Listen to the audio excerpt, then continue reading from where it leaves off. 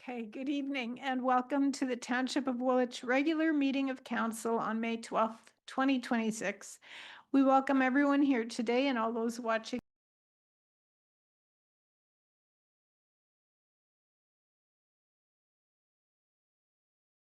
Do not require as much discussion. The decisions council makes in this portion of the meeting are final. If anyone in the community has questions about the final decisions made tonight, please reach out to staff. I'll start with roll call. I'm Mayor Shantz. I'm chairing the meeting. Councillor Bryant. Present. Councillor Burgess. Present. Councillor Cadeau. Present. Councillor Grant. Present. And Councillor Schwint. Present. So before we start the meeting, council needs to reconvene in open session. Do I have a mover and seconder? Councillor Grant, Councillor Cadeau, all those in favor? And that is carried.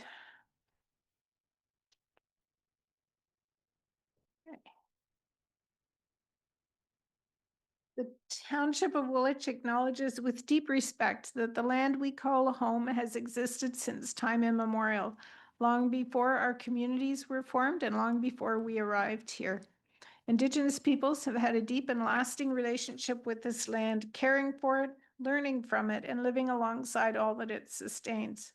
We are grateful to the First Peoples who have lived on and cared for this land and who continue to do so today.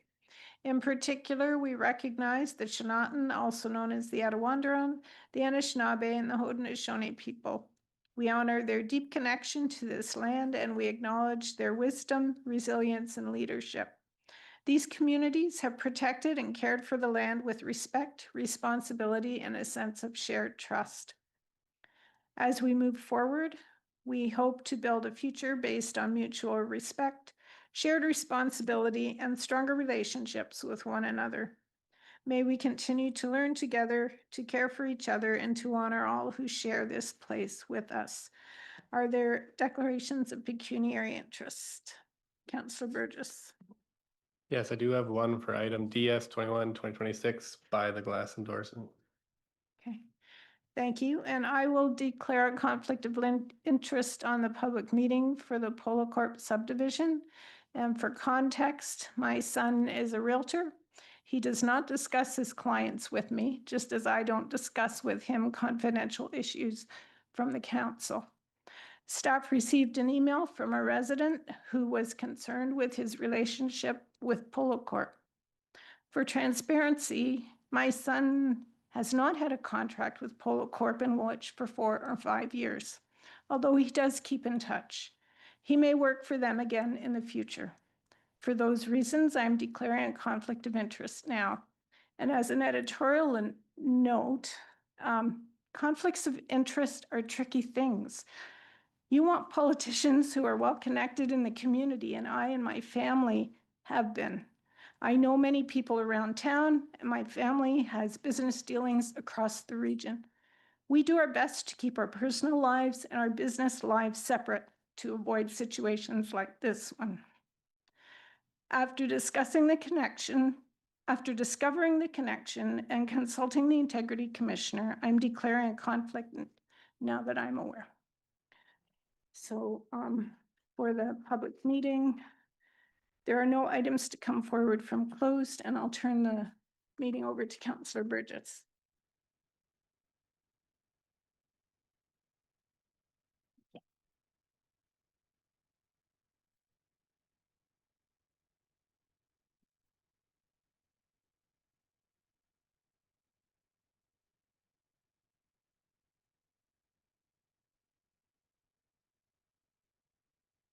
All right, so let's begin this public meeting portion. For all those who will be speaking to council tonight, once you are finished, you can return to your seat, or virtual participants can turn off their mic and video. All are welcome to stay for the rest of the meeting or leave when you wish. The following portion of the meeting is for information only, and no decisions will be made tonight. Any questions can be directed to Development Services staff following the meeting. I declare the planning public meeting to be open. For this meeting, we'll be hearing from the official plan amendment and zone change application for 51 and 55 Hawkesville Road and 9 Chris Court in St. Jacobs. This is for Polocorp. First up, we have Manager of Planning, Victor Labreche. He is with us to present his report. Please begin when you are ready. Thank you, Chair Burgess. Turn this off.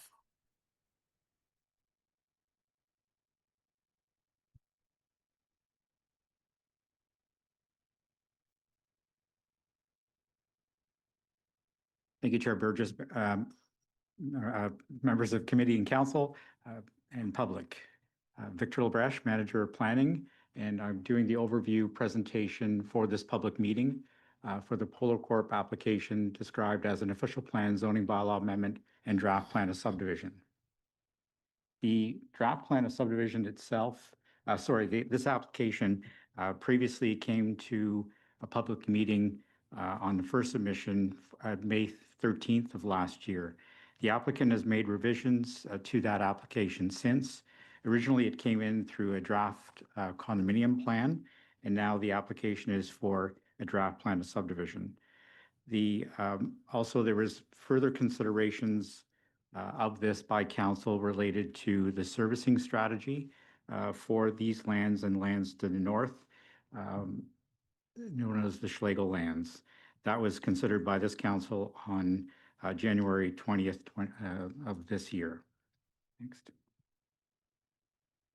The purpose of this meeting, again, is for a public information meeting. There's a technical overview report that's been provided in the agenda package, and no decision is being made here this evening. The proposed application includes the official plan for the entirety of the settlement area boundary to be included on this lands where it is not currently. Changes to the designation of the lands to residential, ancillary, and natural hazard, as well as environmental protection. Proposed zone change is from agricultural to residential R7 with site-specific regulations and provisions, and also R5 with site-specific provisions, as well as an open space area over the environmentally constrained lands. The proposal includes single detached dwellings, townhouse dwellings, and a medium-density townhouse block. Other land uses include infrastructure, stormwater management, the road system, of course, and the environmental area to the south of this property. This shows generally the land use proposed in the subject lands, which includes the official plan amendment for including the lands within the settlement boundary of the township, also the official plan amendment, and the following designations that will be applied in the official plan, again, as residential ancillary, natural hazards, and environmental protection. The current zoning of the property is agricultural, and the proposal to the right side of the screen includes the land use zoning that's proposed. R7 is shown in red, R6, which are essentially single-family dwellings, and then the lands to be zoned open space, which, including the stormwater management pond, is sort of that projection on the left side of the property, and to the red is the stormwater management pond, and the lands to the south. So that environmental area would make up close to half of the overall property. The layout is here and included, of course, in our overview report and in the agenda package. Proposed is for 17 single detached dwelling lots, 55-unit townhouse, double stacked townhouses of 34 units, and then triple stacked townhouses of 45 units. There are 3 amenity areas, a passive amenity area, stormwater management pond, and one regulation, pumping station and gas regulation station, and a private road system. That was an overview of the previous proposal under a condominium. Apologize for that, but this is the previous concept. So the proposed concept is the next slide. Thank you. Includes single detached dwelling lots of 17 in total, street townhouse dwellings, approximately 49 units, medium-density block townhouses between 50 to 65 units. The existing residential lot at 9 Chris Court that will partly serve as a servicing corridor now, and the open space area block, stormwater management facility, and the public road system that would be municipal owned once the plan of subdivision is assumed by the township. So these would be public roads, and there is no longer a pumping station. List of studies are included here. I won't name all of them, but they're quite comprehensive, and they're also subject to peer review. Those peer review comments have been received by the township, and those peer reviews are on behalf of the township and then provided to the applicant, which they do have in possession. I think the applicants are here to speak to that, and they're under review, and we expect a resubmission based on the peer review comments and other comments that may be received here this evening. Public comments received to date. Staff note that there have been several comments received and replies to some, and obviously all comments from the public will be itemized and replied to in a recommendation report in the future. We're not at that state just yet. Still gathering information, and will require another submission on this plan based on the peer review comments provided provided to the applicants. In terms of the public consultation, the assigned planner, Stephen Dykstra, is assigned this file together with myself. Stephen sends his regrets for not being here this evening. We strongly suggest that members of the public sign the register that's outside of this room to gather future information. We do have a list of people that have requested to be contacted, which we have contacted, advising them of this evening's meeting, and they will be contacted in the future with any further reports on the subject applications. That's all I'd present at this time, and available to answer questions. Thank you. Thank you, Mr. Lebrecht. Does council have any questions for him? See none. I think we are good there. Thank you again, and we'll move on to the next person. So we have applicant Mike Puopolo here to speak to council in person this evening. Please begin when you are ready.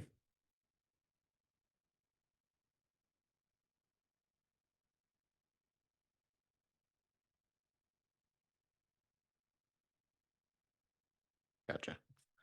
Good evening, council, staff, and residents. This is a second public information meeting for the application for an OPA or official plan amendment, zoning bylaw amendment, and now a DPS or draft plan of subdivision on the site. I will note that the OPA and ZBA have not substantially changed from our first public meeting. I want to first provide you a scoped history of how we got here and the progress we have made.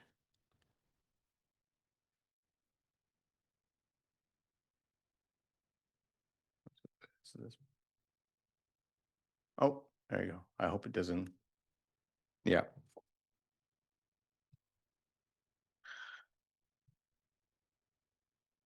So this is a very busy slide, but I'll just pull out some key dates for you. And it's not in this slide per se, but in 2021, we purchased the property. We were formally included in the urban envelope in May of 2024. January 2025, we put in a submission for OPA, ZBA, and draft plan of condominium after a pre-submission in 2023 and ongoing correspondence with staff. May 13th, 2025, we heard feedback from the residents and from council. The specific feedback we heard was related around form of the development, where the residents indicated that a condo wasn't within the character of the neighborhood. Obviously, density was a key concern to both the councillors and the residents, and we refined, we'll go through the refinements to the plan. And then our proposed pumping station, we had it on a privately owned condo block, private pumping station. And this is there was questions around liability and who is going to own the pumping station. Through various discussions, we then resubmitted an OPA and ZBA and now a DPS in December of 2025. In January, we got certainty on the servicing strategy, which we were uncertain with, where Chris Court is preferred servicing strategy for our lands and those of 47 Hawkesville Road and potentially other lands. We are now here at the second public meeting for the DPS, the draft plan subdivision.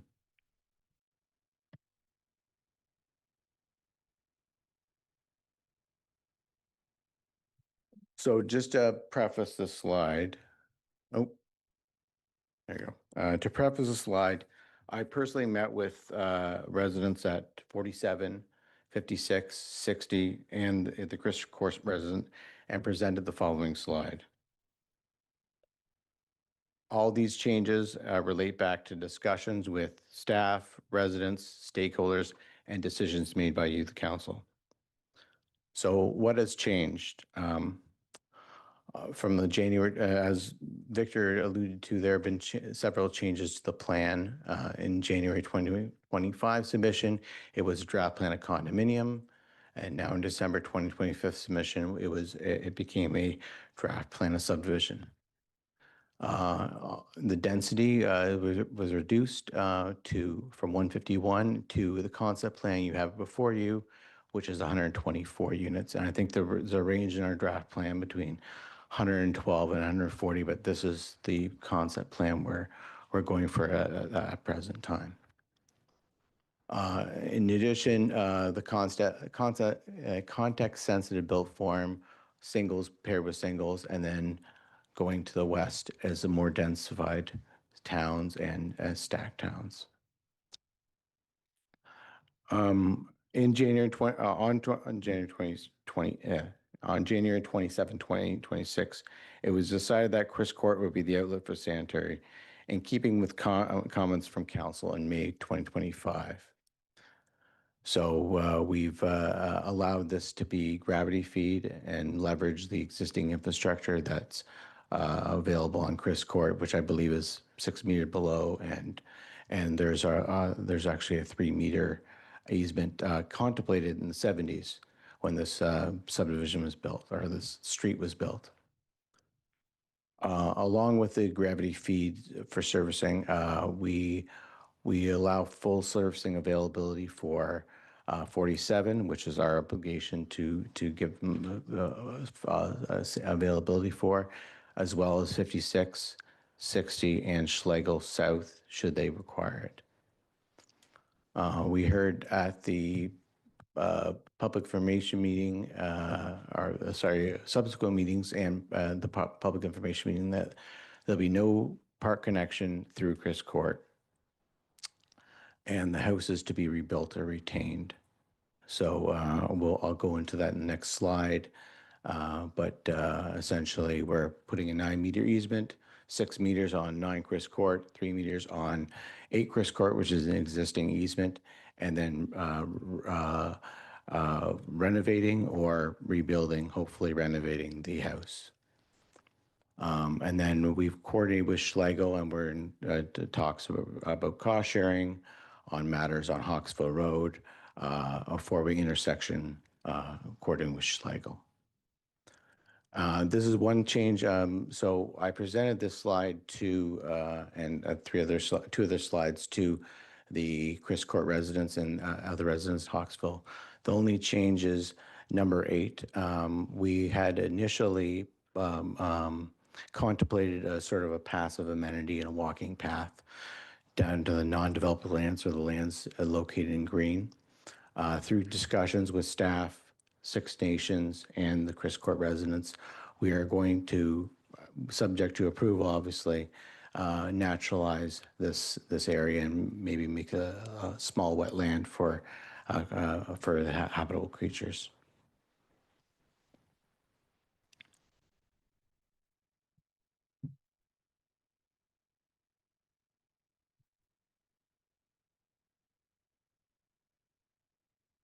So this is a slide we've previously showed the Chris Court residents in our, we had a meeting with Chris Court residents on April 28th, 2026.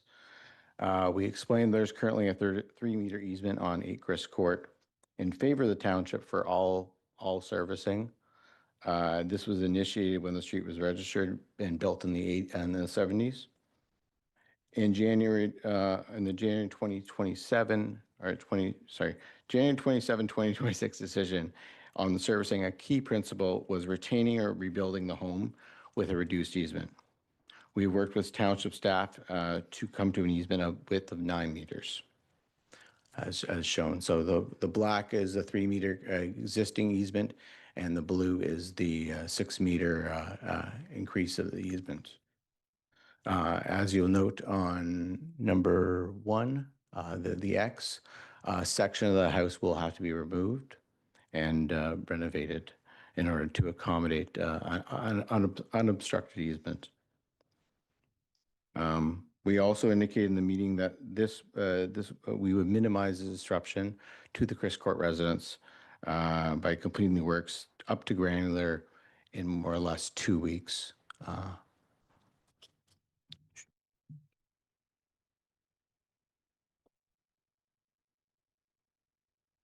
Sorry.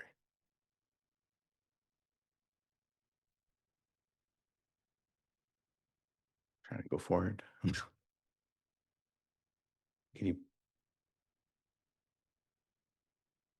Perfect. And just coming back to our latest concept plan. So it is draft plan subdivision, 112 to 140 units, 124 is shown, not including the Chris Court house.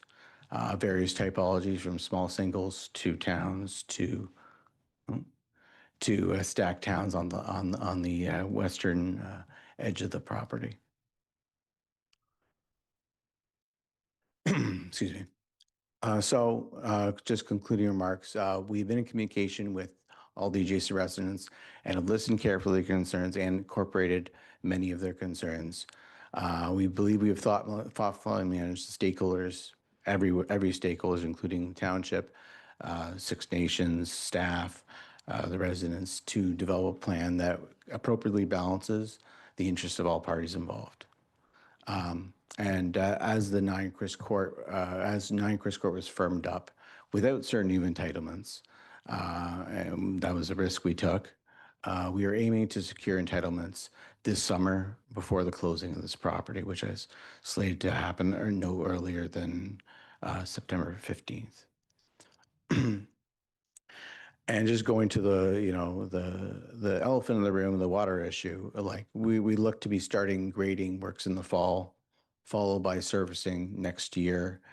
And we're probably going to have a building permit issued by next fall, next winter, and then occupancy will occur in 2028. So we hope the issue will be resolved with the water issue by that time, but we're making plans for that. Thank you very much. If you have any questions, I'm more than willing to answer them. Thank you, Mr. Puopolo. Does council have any questions for him? Councillor Schmidt? Thanks for the update. I heard a lot of concerns and questions about the servicing through Chris Court. Can you explain a little more detail about the extent and how long the project would take for the trenching and servicing back through Chris Court, then also on the street? So we're actively talking with our engineers about using a trenchless system to go between our property and Chris Court, so that it's much more expensive, but it's less obtrusive. And then we need to do an open cut essentially at the Chris Court to connect to the. So if I go back to, sorry, can I put the presentation up?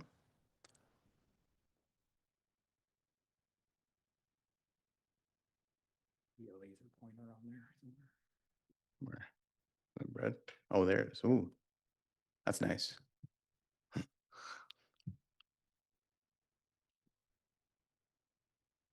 Two slides, I think, or 3 slides back. No, keep going. Yeah, there. So We would essentially dig trenchless from here all the way to Chris Court, where we'd have to do an open cut. And then with trench boxes, we would cut out portion of this property or the portion of the lands, put in the pipes, and then move along. So there would only be like, say like a 3 meter by 3 meter cut that's ever open at any given time. So you would excavate out the place, the area where they're cutting, and then you would put in the pipe, you backfill, and you go along until you get to the end. If you have any follow-up questions on that, please. Just one more if I could. Trying to understand the elevation. So where you're tying in from your lands to the existing Chris Court, Yeah. are you tying at the same level as the other residents or? No, so the entirety of Chris Court would be elevated from our development. So I believe it's 1.7 meters, and it comes down obviously because of the grades elevations, but the functional servicing report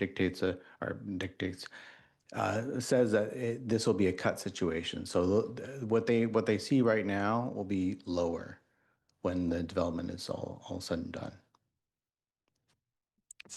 So everything flowing in from your lands are below the existing homes. Yes. So any backup would go back to your land before they'd go up Chris Court? Yeah, so what we do for this is we would have it sort of splitting. So it would be one of the water goes back or forward onto Chris Court for this lot, but the entire development needs to contain its own water flow.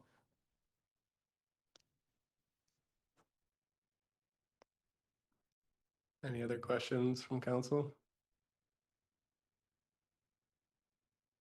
See none. I think we are good there. Thank you. Ms. Burwell.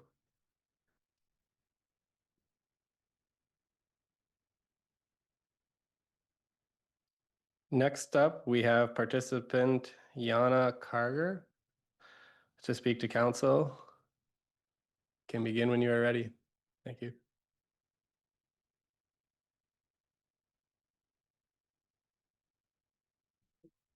Good evening. I hope everyone can hear me.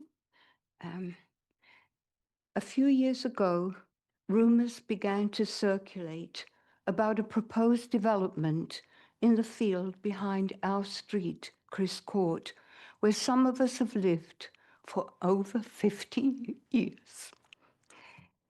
Sorry. We were fortunate to enjoy the yearly crop cycle, watch the wild turkeys strut through our gardens, observe the timid deer, hear the peacocks at the farm, and on occasion take a blanket into the field and lie on the ground and watch shooting stars. It was an idyllic time, even if we had to hold our noses when the pig barn doors were open and make sure we didn't hang out our wash. Our children loved the freedom and friendships and still reminisce about growing up here. We have seen one another through births, marriages, and deaths, through joys and sorrows, and even tragedies. But of course, times change. And so in May 2025, we attended a township meeting to learn about a proposed condominium development. We had many questions, many doubts, but at the same time, we slowly resigned ourselves to the inevitable. And yet, even before that meeting, a real estate agent tried twice to persuade our neighbor to sell, telling her that a sewer was slated to go through her property. At the time, we scoffed and dismissed his comments as ridiculous. Imagine, therefore, our surprise and shock when in January of 2026, we learned that staff had advised council to approve a sanitary main through the Chris Court sewer and that a house in our lovely street would be partially torn down so that the lot could be used as a sewer conduit for all the houses and more in the development.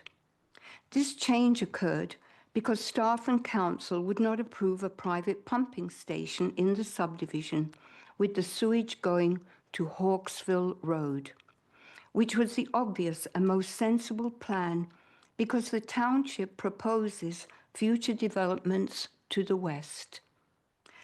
Consequently, in April of this year, with much confusion, on advice from an expert, we arranged a good neighbours meeting with Polocorp and some of their consultants to get answers to the 3 pages of questions we had put together as a group.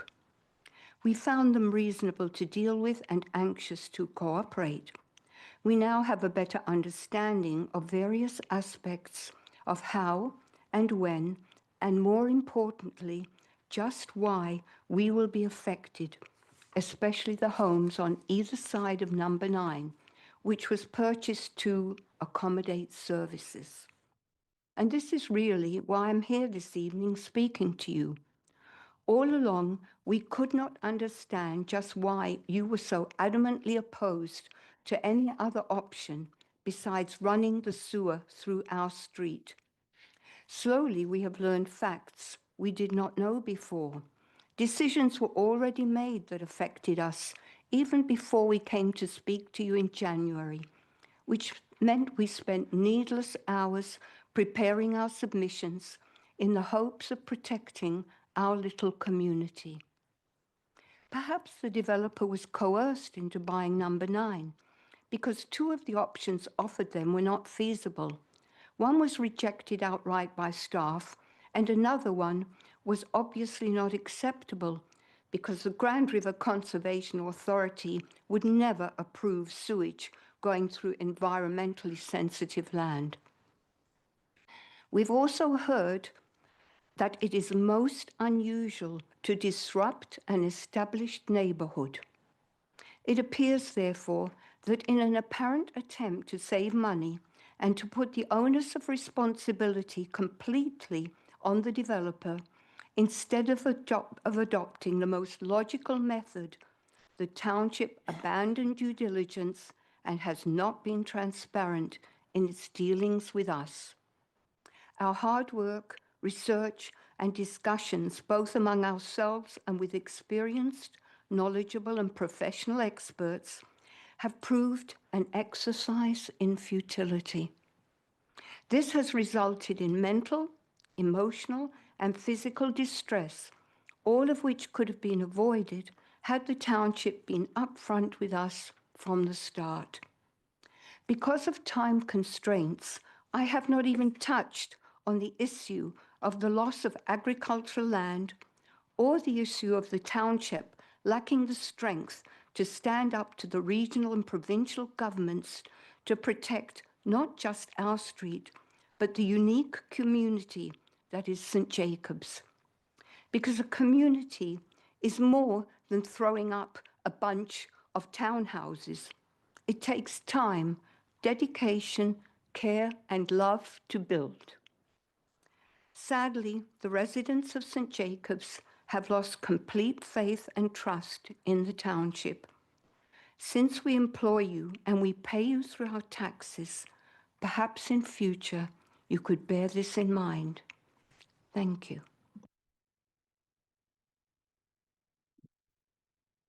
Thank you, Mrs. Karger, for your passion and for the community and your thoughts. Does anyone have questions for her? All right, seeing none, we do have another person here. Next, we have Rick Scheid with us to present. Are you here, Rick? I was going to be presenting for Martin, and he decided he didn't want to have his presentation. All right, thanks for the update. All right, so with that, I will now ask the clerk if there are any unregistered participants in the meeting. There are no unregistered participants, but there are a lot of people in the audience, so it might be good to ask the audience if there's anyone else that wishes to speak to this matter. Is there anyone in the public gallery that would like to speak to this? You can raise your hand. All right.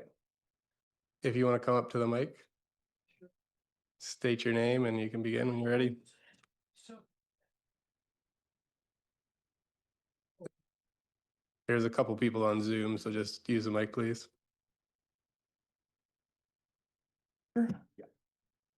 it's just a question that we had with Polocorp, and it's been discussed before, and it's in the notes before. But I really have a problem with this project that everybody ignores it because they can't give an answer. And the question is, what are we going to do with how many kids that are going to be in this development? And you can guess how many units there are, so you can do statistics on it and say there's going to be 40 kids, 50 kids, whatever. But how are their kids going to get to school? So I want you to imagine this. Forget about the railroad and the trestle and the school. What we're going to do is we're going to make a school and we're going to put it across the Conestoga Expressway on the east side of St. Jacobs. And the kids have to walk across the expressway to get to it. You either have to build a tunnel or a bridge over top. But no, the council isn't going to do that. It's not your problem. So you know kids are going to walk across the expressway, and you know what the problem is. So I asked this question before, and everybody shrugs their shoulders. What are people going to do about kids walking across the trestle? It's a danger, and it's a problem that's going to happen. Some kids going to get injured, hurt, whatever. Now, not going to hit by a train because the trains are going slow enough. They should know that. But kids are going to horse around or whatever. Now, when you're dealing with the railroads, you know you can't deal with the railroads. You have no jurisdiction over that railroad whatsoever. You can't tell the railroads what to do. So everybody shrugs their shoulders. And are you going to build a fence? They're going to prevent the kids from walking across? They're going to go across there. So you know they're going to have to build a pedestrian bridge across there. So you know up in Wallenstein that they're going to put the cycle bridge across there. You're looking at an estimate of about $10 million. The township is going to do that. So you got a little bit of a time bomb, I should say a bomb here, that kids are going to be walking across that trestle. And if you don't think it's going to happen, I invite everybody to come down to my place. We'll walk down and I say, okay, let's walk to the school right now. And you're an 8-year-old kid. Think as an 8-year-old kid. You got a chance to walk across the railroad trestle, easy to do, maybe 5-minute walk at the most, or you can walk around Hawkesville Road, go down North Side, across, etc. Maybe a half hour, 45 minutes. That's the only, it's a bad location to have because of the railroad trestle. That's not the fault of Polocorp. It's not your fault. But nobody, I've asked this question and nobody is how are we going to address this? Because it will be a problem. And if somebody's hurt, it's going to be turned on Eric, Mr. Brenneman, everybody. You're responsible. You are responsible. You are the ones that are going to say, what are we going to do about this? So does anybody have an answer for me? And you don't. If you do, tell me. And that's the response I got the last time I brought this up. And am I saying something that, well, it's really not a problem? No, it's not your problem. It's somebody else's problem. Whose problem is it? It's your problem. How are you going to deal with it? I'm asking you, Eric. You're the one that's going to be more dealing with this. David, what are you going to say? Go ahead, Mr. Brennan. Through you, Mr. Chair, to the delegate. I think Ms. Freese would confirm this, is that the process is that this is a public information meeting. We are to hear questions and concerns. Staff will go through the appropriate process to address all these concerns as part of the process. The reason we don't give necessarily immediate answers through any planning application on some of these things is to have the necessary time for staff to work through the concerns that are being brought forward and to attempt to address these issues as a result of the final report that will come forward in the end and the recommendation to council. And David, I appreciate that answer, but it deflects the whole thing because there isn't an answer to the question. That's the thing. It's just like having a gun on a kitchen table with little kids running around and saying, well, they're not supposed to be doing that. It can happen. Appreciate your concerns there. We do have two hands up here. Councillor Bryant. Thank you. I have a question for Ms. Freeze. Are there any plans to put a school near these two developments? So with any new planning application, including this one, the school board does get circulated, and they do have an opportunity to comment, and they would comment about where the students would go to school. If there is any plans for any additional schools in any of the area, they would also have the opportunity to comment on that. So they are responsible for determining how the children do get to school. Thank you. And Ms. Freeze, did you have another comment, or is that what you were hoping to say? That was mostly what I was hoping to say. Any comments that we received today, this is a public meeting, will be taken into consideration and responded to in a final recommendation report to council. So we have heard what you had to say, and we will take that as well. Thank you. Thank you. Councillor Grant? Thank you. Through you to Deanne, would it be possible to flag this concern to the school board when we bring this forward to them, just so that it can be addressed maybe more fully? Thank you. Is there anyone else in the audience who would like to speak? All right. Seeing that there is no further speakers, I declare the planning public meeting to be closed, and we will go get Mayor Shots.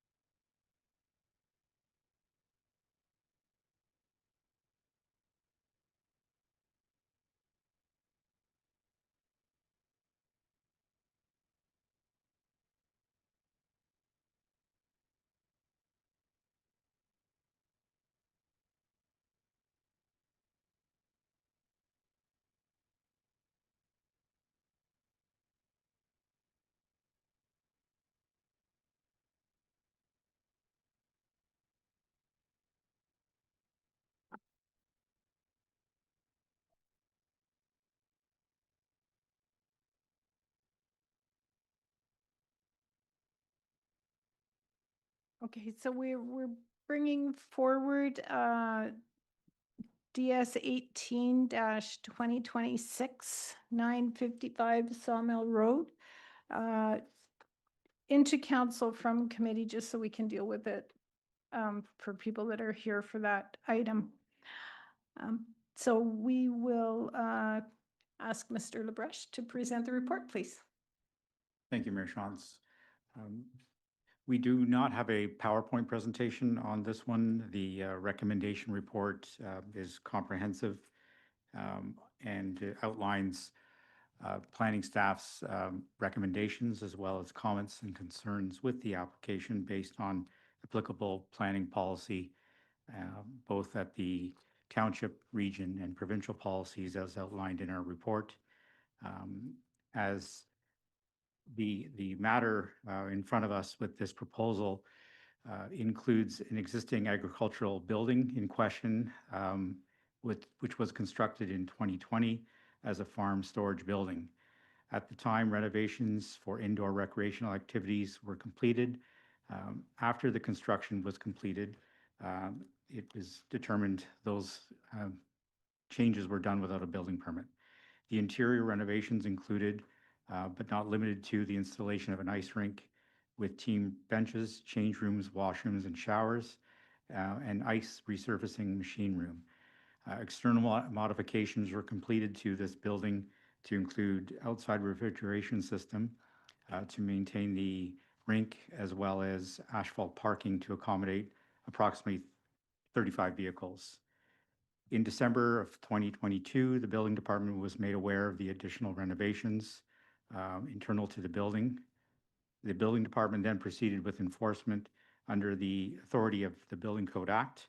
As a result of these events, an application was submitted to permit the use by the applicants that were being conducted in the building as a result of the renovations.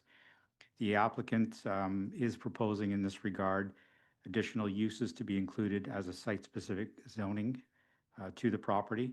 The proposal requests the following uses to be permitted within the agricultural zone. So during the months of November to March, inclusive or end of March of each calendar year, only existing farm storage matters and building will be included within the structure on the subject lands and be used and will also be used for indoor non-commercial recreational activity. No portion of the subject land shall be used for commercial public assembly or public events. No expansion of the existing farm storage building is permitted within the limits of the subject lands. So those items were proposed by the applicants. The reasons for our recommendation report are, again, comprehensive within the staff report based on provincial policy and legislation, including regional official plan policy. The former regional official plan policies will need to be incorporated with our pending new official plan, and we've cited some concerns with that. Our local official plan conformity policies are outlined within the report. And the zoning special policies that the applicants propose mimic what I just read in terms of what the applicants' proposals are. The applicant is here this evening to present those in further detail and answer questions in that regard.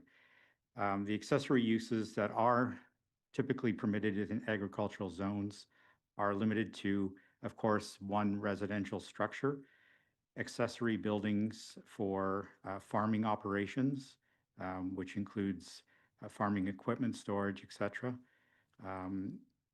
Buildings accessory to other permitted uses, such as now providing for ADU provisions in agricultural zones. Staff are of the opinion that the proposed indoor recreational activities does not fit with any of the permitted accessory uses in the agricultural zone. I know that Mr. Sharina, our CBO, had indicated that the planning matters need to be considered and would need to be approved as first as applicable law under the Ontario Building Code considerations to be completed in this regard for indoor ice rink and the uses that go along with that. So in conclusion, staff recommends that council not support, refuse this application as it does not conform to the provincial policy statement, the formal regional official plan policies that are applicable to the township, and the township's official plan. The proposed use, in our opinion, is not secondary to agricultural use of the property, and the building is not subordinate or accessory use to the residential building on the property as well. And that concludes my overview of our suggestions and recommendations. Thank you. Are there questions for Mr. LaBreche? Councillor Kidder. Thanks, Mayor. Through you to Mr. LaBreche. During the public planning meeting, it was recognized that there was a parcel of land that was protected by the GRCA in close proximity to this building. If by some chance there was, say, a refrigerant leak, would that impact this area in any way, shape, or form? Your response to Councillor Cadeau, I would advise that a leak would firstly need to be brought to our attention and reported. And because of the environmental area, yes, we would advise the Grand River Conservation Authority of that. I know in similar circumstances with conservation authorities aware of some activity like that do attend the property, and they do have the authority to investigate it within the Conservation Act of Ontario. Councillor Burgess. Through you to the manager or planner, or maybe the CBO. So if we do look at approving this tonight or something along those lines, is there a path forward that they'll be able to meet building code after the fact? Like, are we comfortable that there's a solution there that we can be up to code and be safe? Mr. Sharina? Through you, Mayor. So we haven't got into the details and plans of the building. We do recognize that it's quite different than your normal public type ice rink. When there's a building permit applied for, we look at all the documents. So that would be all the drawings, mechanical, whatever the building may be. The thing is that we haven't done that process yet. So I think there's a path forward. We haven't had those documents yet, and we haven't had those drawings yet. There are also alternative solutions in the building code, so we can't necessarily break building code. There are regulations by the province. However, there are also alternative solutions that allow to meet the intent of those codes. So during the building permit process, this is something that we will be looking at. We have discussed this with the applicants or the property owner's architect. It's just we're waiting for this process to finish to see how we evaluate those alternative solutions to meet the intent of those codes. I do feel that there is a path forward. It's just we haven't worked at it just yet. So. Councillor Grant. Thank you. Through you to the rest to staff. I'm wondering if is the zoning amendment required for this, or could a temporary use bylaw be put in place as a better course of action? Just being mindful that this is prime agricultural land, and we obviously want to protect prime agricultural lands uses. Mr. LaBreche, here I see your mic's on, so. Thank you, Mayor Shantz, to Councillor Grant. Temporary use bylaw permission is an option here, and that's available, in provisions for that in the Planning Act to this. Councillor Schwint. Thanks. We're talking about land use and what's appropriate in different areas. Does the Planning Act differentiate between commercial use and private use by residents? To Mayor Shantz, to Councillor Schwint, the Planning Act prescribes the tools that speak to what I think your question is, such as a zoning bylaw. So the Planning Act allows zoning bylaws to define permitted uses. And in this case, like a commercial recreational facility or a building that has been built other than for the purposes of farming, accessory buildings to farming. Farming is really is the only permitted use of this property in addition to a single detached dwelling. So those are really the two permitted uses. And buildings have to mimic what the permitted uses are in this case. So the zoning, in our opinion, does not permit this form of building as it has been constructed or altered. Councillor Bryant. Thank you. Through you to staff. So if we rezone this, say commercial, because of what the building will be, what are the tax implications on this? Like, it's obviously going to be a much higher tax base, I'm assuming. Through Mayor Shantz to Councillor Bryant, I would suggest just caution. We wouldn't consider a zone change to commercial, like pure commercial.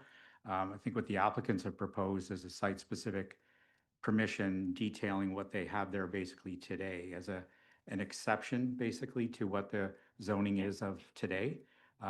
So the tax implications, I can't speak to that. Maybe our Director of Finance can and others, but because of the size of the building, the use, et cetera, there is a tax increase that would be applied to the facilities on the site, but it wouldn't be a pure straight commercial levy, for example, because that's not what we would zone it in any event. This is what yes, I know you can answer. Just let me ask another question before you do though. And that is, there's not an expectation that this will be a public assembly use. Like when we say commercial, it's not really commercial, right? It's still private use only. Yes? Okay. Correct, yes. Ms. Armstrong, please. Through you, Mayor Shantz, yes. In talking with Stephen on this one, I checked, MPAC has already assessed this structure as a stadium arena, so they are already paying taxes on it, which would have been, I don't know whether they had been prior out there, but yes, it is already assessed as residential. So there would be no increase any in tax dollars from this change because it is already assessed on their property. Okay. Any other questions for staff? No. Okay, we have a delegate, Mr. Scott Snider, representing the applicant, David Godwin. Welcome. Thank you. I've used a document book that I sent. Can I get you to use the mic? It's just that, that's fine. Kayla can't hear you if you don't use the mic. Okay.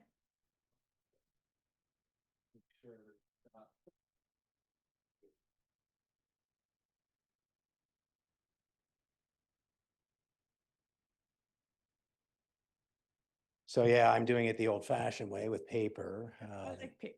Good, I'm glad. And you'll see you've got two things in your hands. One is a package of letters of support from some of the neighbors, family, and friends that play hockey here. I'm going to talk about that in a second. And then there's a document book that includes a number of things I'll direct you to in a minute. So I'm counsel to the Godwins. My name's Scott Snider. My office is in Hamilton, but I live in Guelph. And when I was first contacted by the Godwins, I have to say that I was a little mystified. Township staff are concerned because your kids and their friends play hockey in your barn, I said. How can that be? And then I went out to see it. And I thought I understood. It's beautiful. You might even call it extravagant. It's by no means an arena. It's not full-size ice surface, and there are no seats for spectators.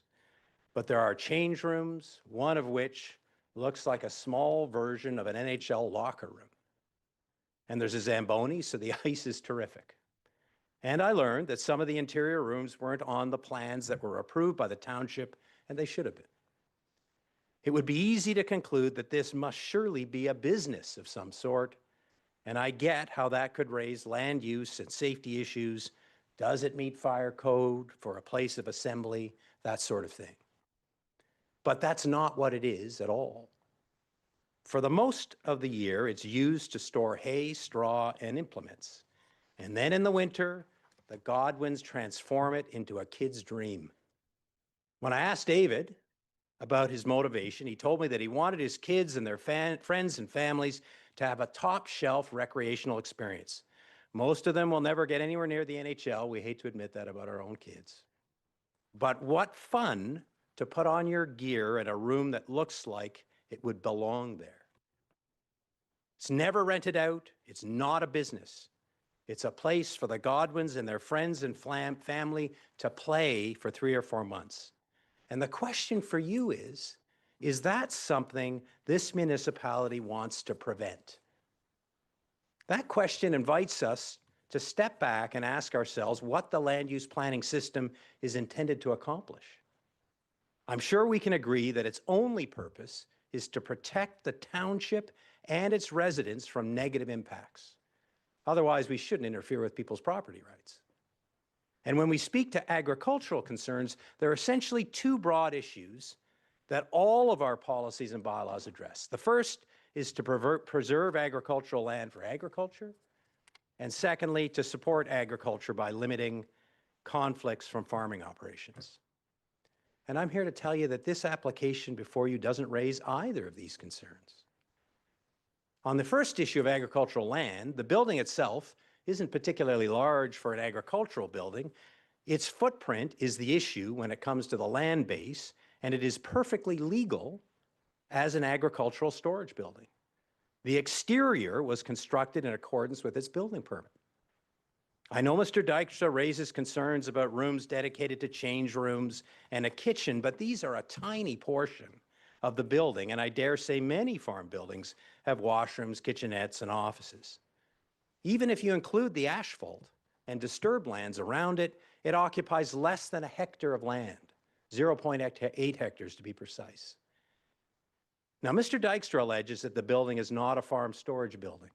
He claims that storing hay during the growing season is a contradiction, and that the storage of materials over the winter months is the only reason why storage buildings are erected. And I'm here to say respectfully that I suggest Mr. Dykstra is simply incorrect on that front. I inquired, since I'm not a farmer. My client has a relationship with several very large farmers who farm thousands of acres, including my client's farm. Hay is cut several times over the season, as early as May. These farmers need a place to store the hay to keep it out of the elements, to preserve its nutritional value. It's then removed later in the season for feed or sold or moved to their barns as space becomes available. But a picture paints 1,000 words, and I have those in tab 1 of your document book. You'll see that there's photographs of the hay in the storage area. And I'm advised that the barn is typically 75 to 100% full until it's emptied in October. This building is categorically a farm storage building, full stop. Your zoning bylaw and official plan do not require that a landowner satisfy your planner's perception of efficient farm. And what about the land use conflicts concern? Staff concede that the proposed use does not conflict, nor would it impact the operation of adjacent land uses. There is not a single constituent opposing it, not one. As noted by the applicant's independent planning expert, there's no planning benefit to preventing the use of the farm building for recreational purposes when it is not required for agricultural purposes. Preventing the Godwins from playing in this building in the winter achieves nothing but unnecessarily interfering with their fun and recreation. That is not what the planning system is for. And I want to speak about agricultural character, because later in the report, staff claim that this is a non-farm use that erodes the agricultural character of the area. And I say respectfully that this reflects a significant misunderstanding of that phrase. Mr. Dorfman concludes that using the building in winter for skating and hockey is an incidental or accessory use of the property. As he rightly points out, barns and other agricultural buildings have been used by children and adults for play and recreation for generations. On this point, he is most surely correct. Farms are not just where people work, they're also where they live and play. Skating and hockey have been a feature of farm life since at least the 1800s. I've included excerpts from this great book, which I read over the weekend, about the history of arenas. The first indoor rinks were no more than sheets of ice laid down in existing barns or sheds. He reminded me, this author, that we still use the term today to describe even modern arenas. How many times have we said it? Is the game tonight in your barn or mine? And there's a reason for that, because of its history. And the tradition continues. I've included in your document book 6 similar examples of the modern use of farm buildings for hockey, from Perth to Spencerville, Vancouver, New Brunswick, Winnipeg, and Montreal. Staff respond to Mr. Dorfman's opinion by stating that staff agree that temporary outdoor skating during the winter is not regulated by the zoning bylaw. That's a statement out of the report. But respectfully, as a matter of law, that's not correct. Your bylaw prohibits all uses except for those permitted in the bylaw. Outdoor hockey is permitted because it's a traditional incidental use of a farm. Otherwise, it would be illegal. But taking it indoors doesn't change its essential nature.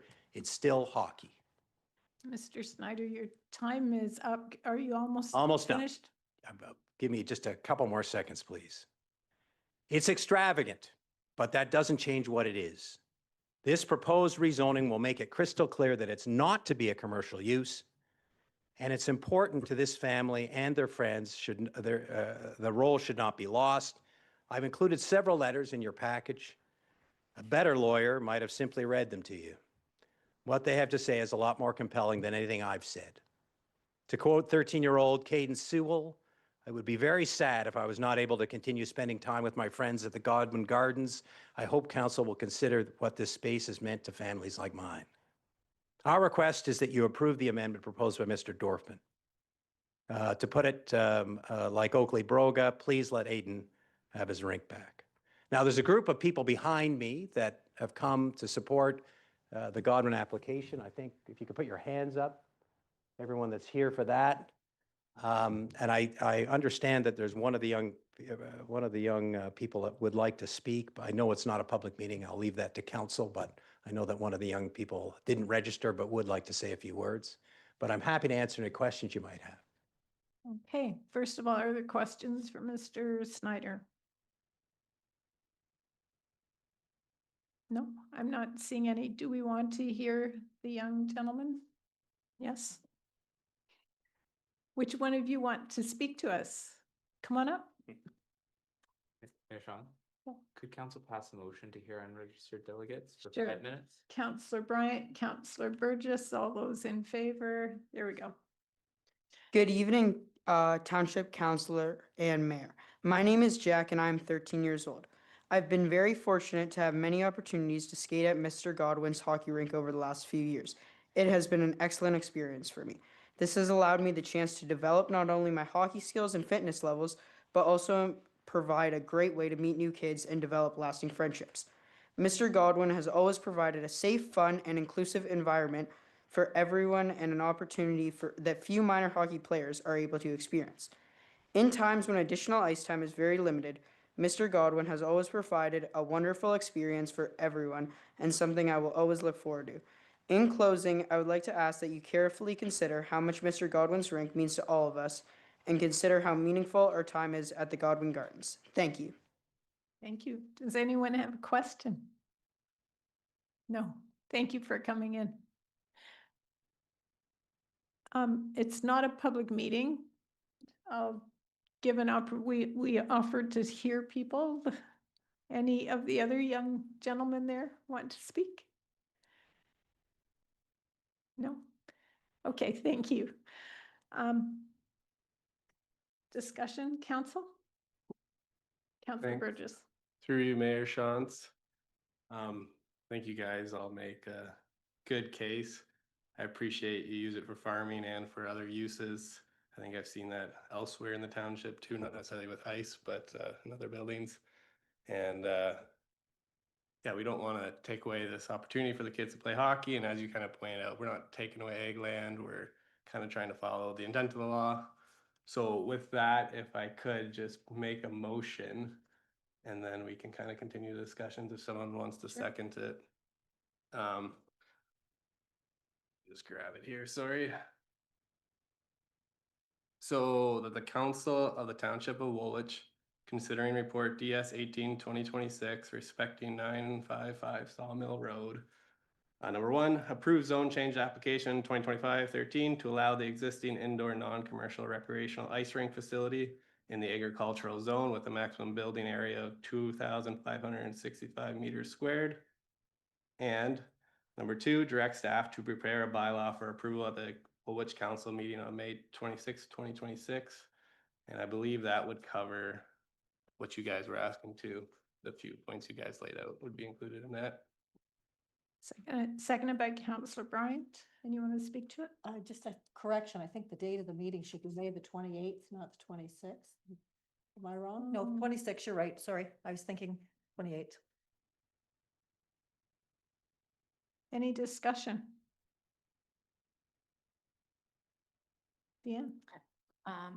If council is leaning towards approval, staff would recommend potentially removing the parking lot. So it stays as just a accessory recreational building for the residential use. Councillor Burgess. I would be hesitant to put that in the motion, given it's already existing and it's just gonna cost the applicant more money. And yeah, we expect compliance, just, again, there might be parking for other reasons too, but yeah. Councillor Schwint. I'd support Councillor Burgess on that one. The most important thing for me is this is a non-commercial use of the property. If it was to be used commercially going forward, I think there'd be a lot of problems and this council will make a different decision. But yeah, I'm supportive of the kids playing hockey, having fun, and this is Canada. And there's a game tonight. Any other discussion, comments? Councillor Cadell. Thanks, Mayor. And through you to the rest of council, appreciate the intent of this motion. Unfortunately, it's not something that I am going to support. I think that it's sending the message to the community that it's fine to ask for forgiveness instead of permission, and that's not something that I think that we should be putting out there. Councillor Grant. Thank you to you, the rest of council. I also have a hard time supporting this. Again, just kind of echoing what Councillor Trudeau said here, asking forgiveness rather than permission. But I do have concerns given the parking lot, given the change rooms, that there is perhaps the ability to become a commercial operation. And I don't have full confidence because there hasn't been a proper following of process here that the applicant may decide to just pursue a commercial operation regardless of what we've kind of put into place here. So I do have very real concerns that this is not going to stay a privately owned, non-commercially run facility. Councillor Schwint. So I believe the issues raised are valid concerns. I'd like to hear staff's, I guess, approach on how that would be monitored and what would happen if the township became aware in the future of commercial operations happening. I think we've got to have a process in place that does work, but I want to understand it. Ms. Freeze. I can respond to that through you, Madam Mayor. We do work on a complaint basis, so we wouldn't be regularly monitoring this, but if we were to become aware through a complaint that this arena was used for commercial uses or any kind of uses that weren't permitted under the zoning, then we would be forced to go and enforce that and require them to come back to council with a revised zoning amendment. Councillor Grant. Thank you. Just further to the potential for this to become a commercial operation, I think staff's recommendation to remove or reduce the size of the parking lot would be a good faith measure towards showing council that there is not intentions to make this a commercial operation. Perhaps Councillor Burgess would like to consider that in his motion as part of that.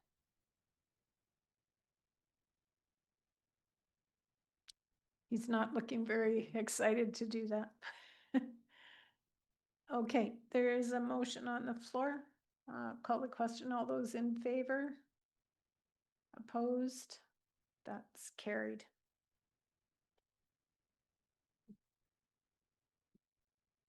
Enjoy your games. Thank you very much. Okay.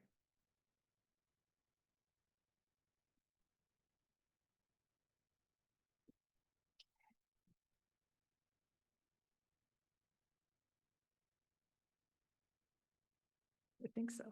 We're back to here, right? Interim control. Okay.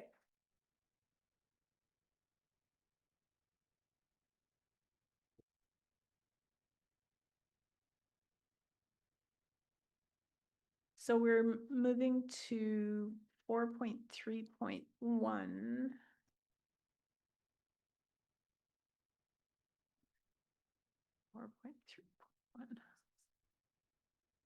Okay.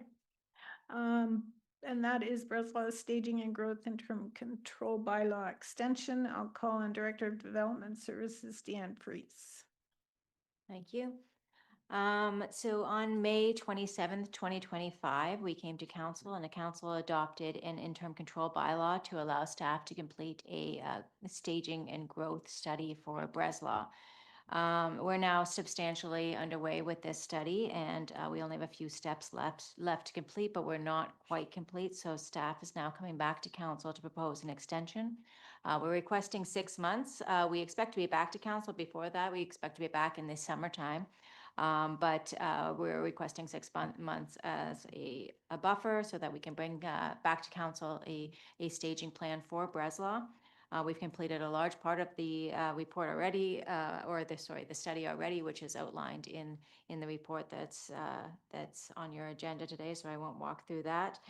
What we have left is we have to finalize the financial plan and then present the final staging plan to council. So we're getting very close, but we do need an extension to the existing interim control bylaw, and we're requesting that of council. So you'll be requesting that, you'll be presenting that to a new council. I hope to come back still this summer with a formal staging plan. Oh, okay. I thought it was November. No, we're extending to November, the interim control bylaw. We're requesting to extend it till November, but I'm hoping that we can come back this summer. Okay. Moved by Councillor Bryant, seconded by Councillor Cadeau, Councillor Grant. All those in favor? That's carried. Okay, thank you. Easiest thing we've done today. Okay.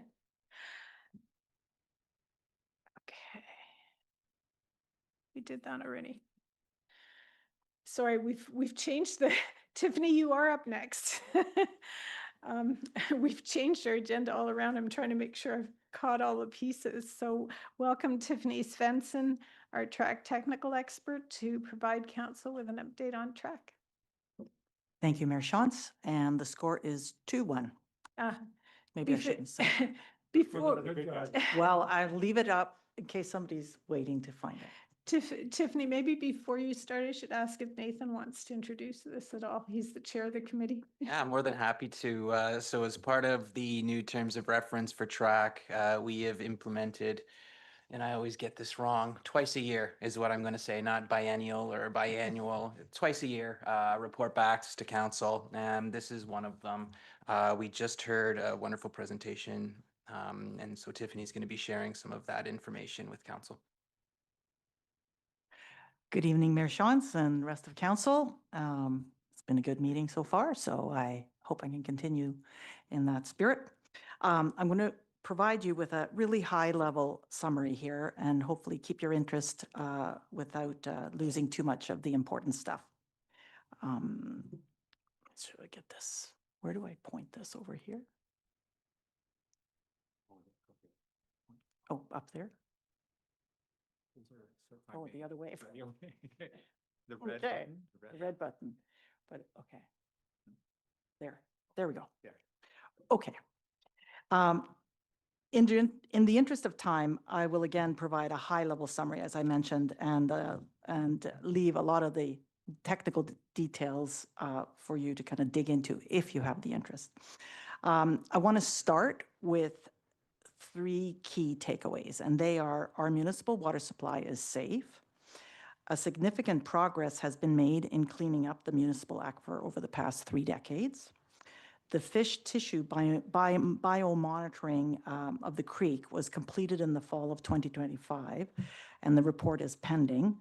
And the work over the past 7 months has been focused on executing the last remaining items of 2025, which I mentioned in my last update. And we're making progress on the 2026 work plan.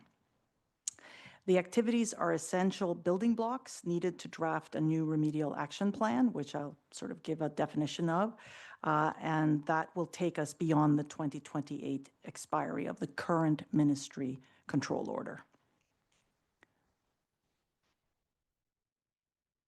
So, the balance of this update will speak to the progress of the next steps presented in the September 23rd semi-annual update, or twice-a-year update. But I'll start with a summary of the 2025 Annual Monitoring Report, or the AMR. And then I'll move on to an update on the 2026 work plan, because we're approaching halfway, and then finish up with some next steps. There we go. So the AMR are prepared by GHD for Lanxess, and it's a requirement under the control order and ECA. It summarizes the most recent data and information on the overall remediation program, including of the upper and lower municipal aquifers. The plume stability analysis, you'll see the report on the right there, is completed by WSP, is only one component of the annual monitoring report. The overarching conclusions of this year's AMR is that the site remediation programs conducted in 2025 continue to be effective in meeting remediation objectives. This includes the municipal aquifer remediation, which we will get into in a bit more detail shortly. But also it includes the upper aquifer containment system, surface water monitoring related to the upper aquifer containment system, on-site contaminants, and surface water monitoring in the creek. In the interest of time, I will not get into all the details supporting this overall conclusion, but would direct you to the 2025 AMR, which is available on the Engage WR Woolwich website. The 2025 Annual Monitoring Report recommends that the work continues as it has, with a couple of exceptions, namely adding a couple of off-site monitoring wells to the off-site Sentry well monitoring program. That's something that's stipulated. And the request to eliminate the clam monitoring program. And it had requested MECP to approve to move to once every 3-year fish tissue study, which has recently been approved and will be touched on later in this presentation. So, the AMR speaks to two specific constituents of concern or contaminants of concern, namely NDMA and chlorobenzene. So these are the two contaminants that this specifically looks at.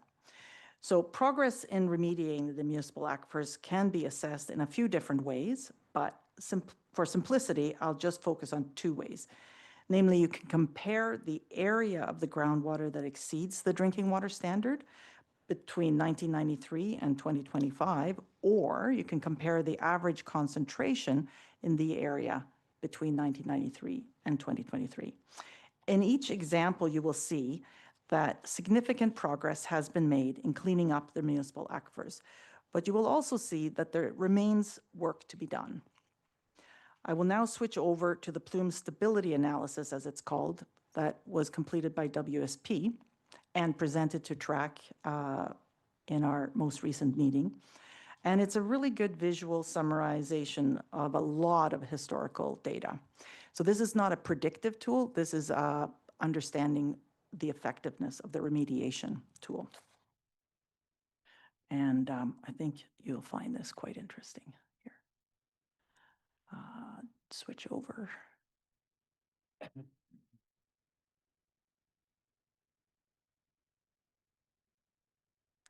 So, as I mentioned, there's the upper and the lower municipal aquifer, and there's 2 contaminants of concern, NDMA and chlorobenzene. And I'll quickly walk through each of these. NDMA is the first one, and so it starts off in 1993, and this is the upper aquifer, and you will see over time, you'll see that it's 2007 now, 2008, 2013. So you can kind of see how that's back now to 1993. And then if we go to the chlorobenzene of the upper aquifer, we'll just see from 1993 through the years, over the past almost 30 years, you'll see that that has seen some significant improvement. And then if we go to the lower municipal aquifer, NDMA, this is 1993 all the way through to 2025. And where you see green, that has been remediated substantially from the blue where it was higher concentrations. And then finally, we'll look at chlorobenzene in the lower municipal aquifer. And that should be it almost there. So that's kind of a cool way of seeing a lot of historical data. Just going back to the presentation here. So this is like a summary representation of that little video clip. And the figures on the left is what you kind of saw in the video there, or the little movie presentation. Top left is 1993, lower left is 2025, and in the middle there you see the plume as it stands now. So essentially where you see dark blue, that is where the aquifer currently meets the drinking water standards for NDMA. And I don't know if it's very visible, but there is a dashed green line between the dark blue and the lighter blue. That's where the boundary is, where the drinking water standard exceeds towards the middle there. So that's the area that still needs to be remediated to drinking water standards. And there's a little dot there, see if I can point here, little dot here that also exceeds for NDMA down there. But other than that, that's an image of the NDMA in the upper aquifer. And the aquifer has basically, the area that represents has decreased by 65% since 1963. Now also, as mentioned, one also often looks at the total contaminant mass removed as a measure of how effective remediation efforts can be. And you can see that value in each of these slides up in this area. So if you're looking back over the information, that's where you can see the total amount of mass that has been removed. But I think the area is a little more dramatic to show you. Now, I think get this moving. There we go. So this is the upper aquifer, same thing, but for chlorobenzene, same information. I'm really just showing you this so you can kind of see it when you go back in your notes and you have it available. And that chlorobenzene area has been decreased by 42%. Here is chlorobenzene in the lower aquifer, and it's decreased since 1993 by 84%. Now, another interesting piece here is the historical groundwater elevations in the upper and lower municipal aquifers. This was something that TRAC members had asked me to include in this presentation. So something important to make sure you understand, and that is that these water levels are under what we call pumping conditions because there's been the treatment system running for all these years. And so these are water levels under pumping conditions in the lower municipal aquifer and the upper municipal aquifer. And to try and minimize the effects or the impact of that pumping, I selected a nested well here on the west side, which is sort of down gradient and outside the really significantly drawdown cone of the treatment system. So the water levels you're going to see are from a deep monitoring well and a slightly shallower monitoring well. So we call them nested wells in the upper and the lower municipal aquifer. And here you see the water levels. And you can clearly see, this is from 1994 through to 2020. And I wasn't able to get the water levels from 2020 to 2025 in time for this presentation because it goes through a fairly serious level of approvals to release data, raw data. So but I'm quite certain based on monitoring reports that it's not significantly different than the trend you see here. But you can see here when the pumping started, and then you can also see seasonal changes. The reason you see slightly different between the blue and the red here is because they were measured on just slightly different dates. But as time went on, they started monitoring them on the same date. So that's why the lines are coincident here. And here you'll see really low levels, and those are coincident with recognized dry years like 2012 and 2010 when it's provincially seen as a milestone year for low water levels across the board. So direct updates from Lanxess to TRAC from December 11 meeting in December. TRAC saw some preliminary data on the concentrations of NDMA and chlorobenzene under pumping and non-pumping conditions in both the upper and lower municipal aquifers. And in the interest of time, I won't go into the details here. However, if you are interested, you can view the December 11th meeting on the Engage Waterloo website, or Engage WR Woolwich website. And you look under Woolwich Community Projects and you'll find TRAC as a specific site there. In addition to the aquifer testing, they also were doing bench scale studies, which means they were sampling water and testing different ways to augment the remediation. So what is typical in plumes like this, long-term pump and treat, is that you start getting the law of diminishing returns. So you pump and you're just getting less mass for the energy and the effort to pump a large volume of water.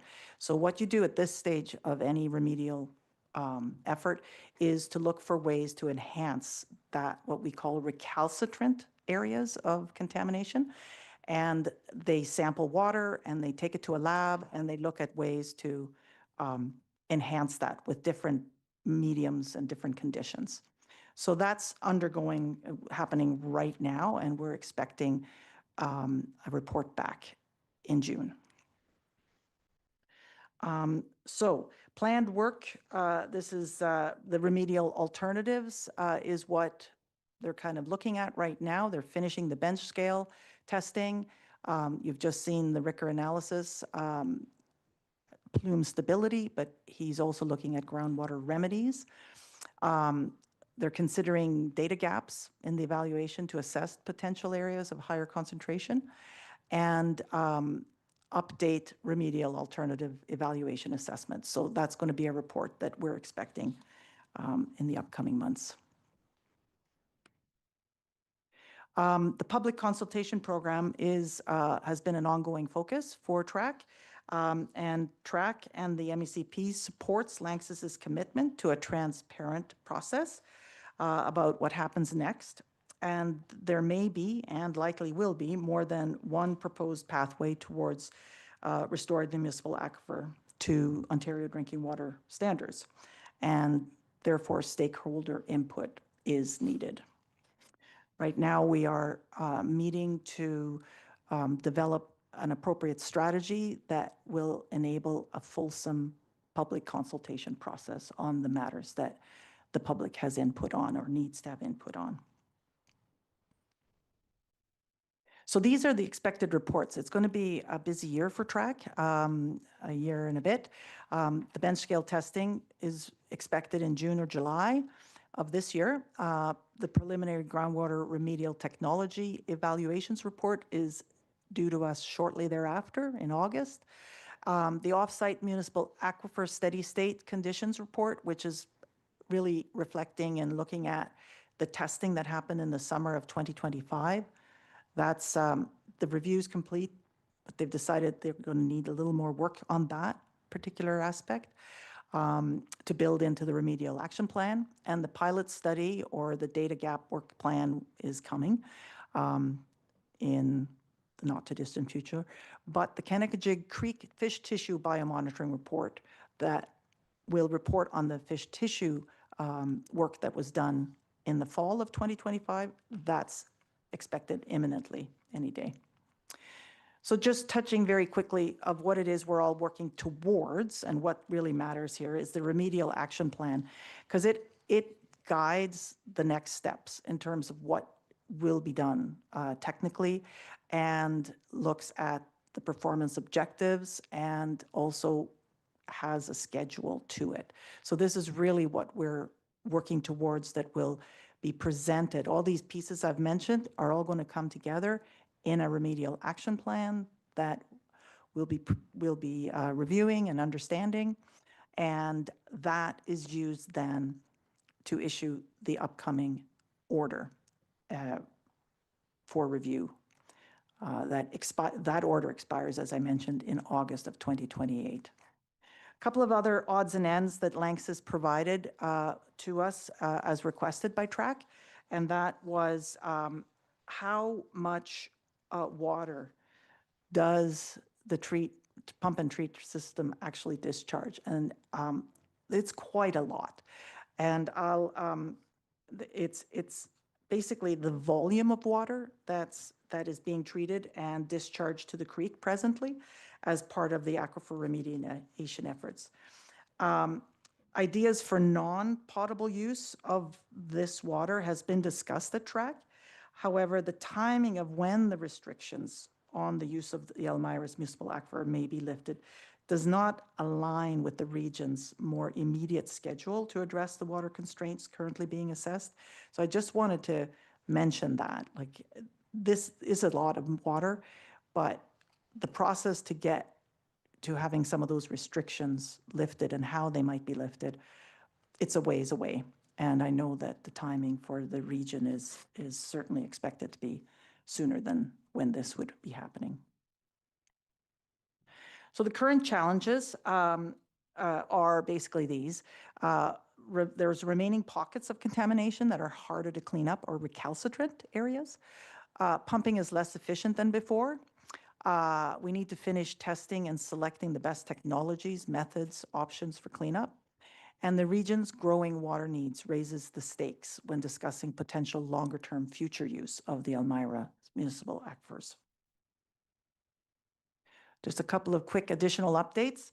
The fish tissue monitoring, as I mentioned, was completed in 2025, and we're waiting for that report. And the creek assessment and requested cleanup, again, we're waiting for the second revision of the draft risk assessments, and that should be responding to MECP's and TRAC's comments. Let me just make sure I'm not missing any of these things, but yeah. So some of these things will be addressed as of June when we receive some of these reports and updates. So in June, we're going to get an update on the risk assessment that is happening. But it does look like we're going to be looking at, rather than a human health ecological risk assessment, we're actually going to see two separate risk assessments, one on human health and one on ecological. So it has been handled as one so far. It looks like it'll be two. And Lanxess very much, and I'd like to pass this on to Council too, very much wants to thank one of the TRAC's members, longstanding TRAC members, Susan Bryant, for helping to provide an enormous number of historical documents that she has archived and taken good care of all these years. And we, as I mentioned, we're expecting an update on this in June. So next step summary. The risk assessment, as I mentioned, it has data summary report has just been submitted to Ministry for review. We're going to be seeing a revised, or these two revised reports later in 2026. The technical investigations and the remedial alternatives evaluation, that's in the Q3 of 2026. The fish tissue study, as I mentioned, early May. Public consultation is ongoing in terms of the strategy development. And it's both the township, the company Lanxess, and TRAC that are in those discussions on how to best do that. And so that's being developed as we move through. So again, the key takeaways: the municipal water supply is safe, progress is being made, but there is still work to be done, and the public consultation program for the remedial framework RAP for post-2028 is being developed as we speak. And again, just additional resources for you. And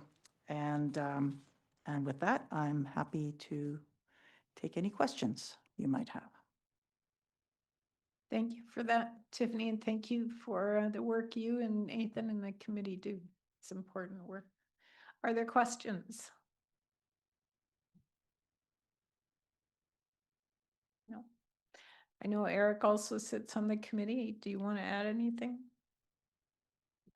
Yeah, it's a lot of work happened by the committee, so we appreciate the community members that are involved. I think the big opportunity for 2027 is going to be for our residents to have input on what we want to see the next 20 years look like. We're not going to be done by 2020 as we hoped. We all know that. So hopefully people come out and provide ideas. Okay, thank you. Thanks for Thank you very coming. much for your time. Go Habs. Yep.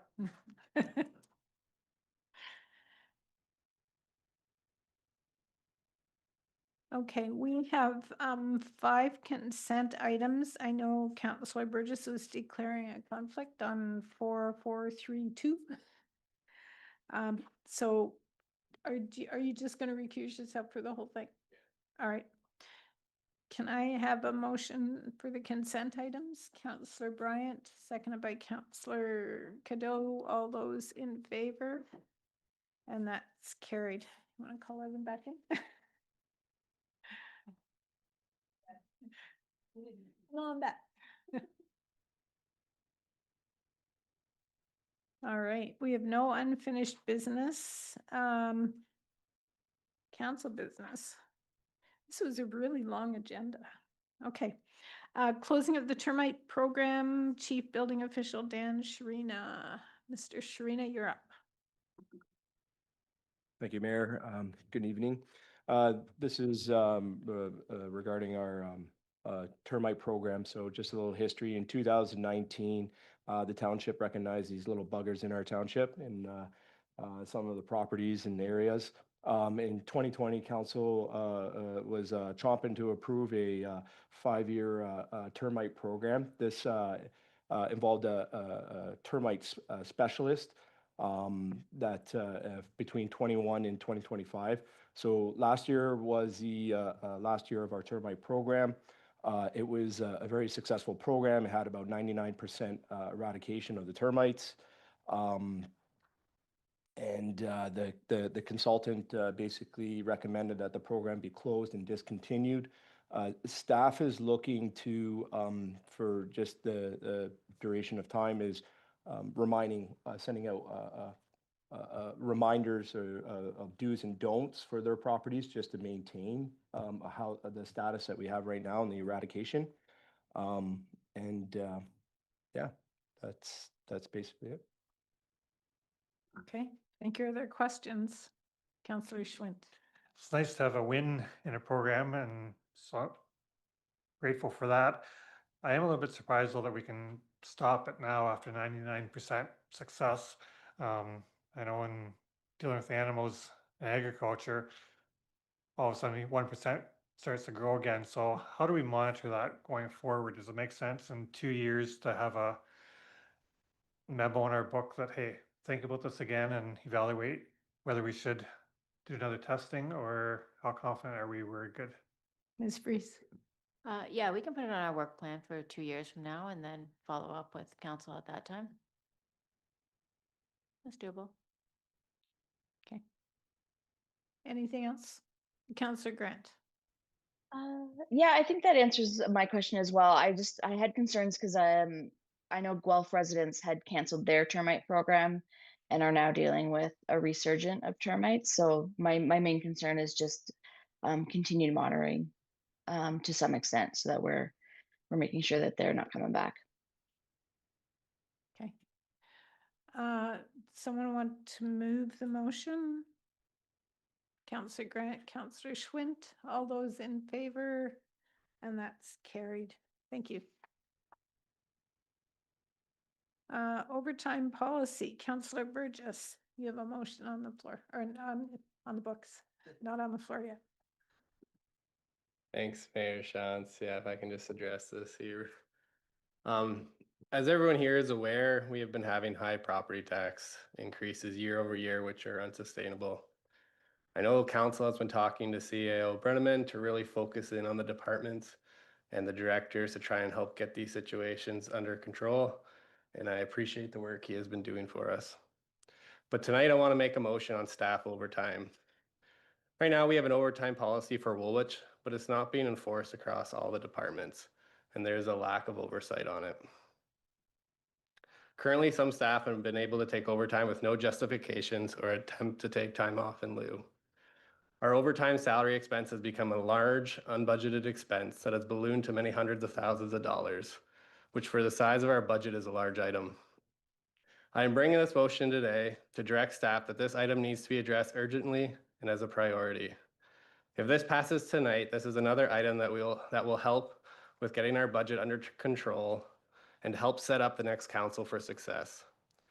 I believe also that council in its governance role and in the role of the creation of the budget needs to be informed of overtime to make sure taxpayers' money is being used wisely. So I'm also adding that overtime be reported to council quarterly to monitor and manage. So with this motion, overtime will need to be pre-approved by the director with reasoning before being allowed. Overtime will need to be taken as time off instead of pay where possible. And reporting will be done monthly with senior leadership team and quarterly with council to monitor and manage. I will now read the motion for everyone's reference.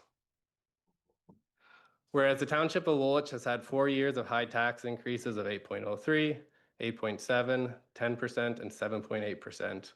And whereas staff salaries are a large expense item, approximately 50% of our operating expenditures, and overtime is a significant unbudgeted cost. And whereas Woolwich has an overtime policy that is not being constantly applied and enforced, and whereas Woolwich Council has a responsibility to govern the township and its assets and make sure our resources are being managed responsibly.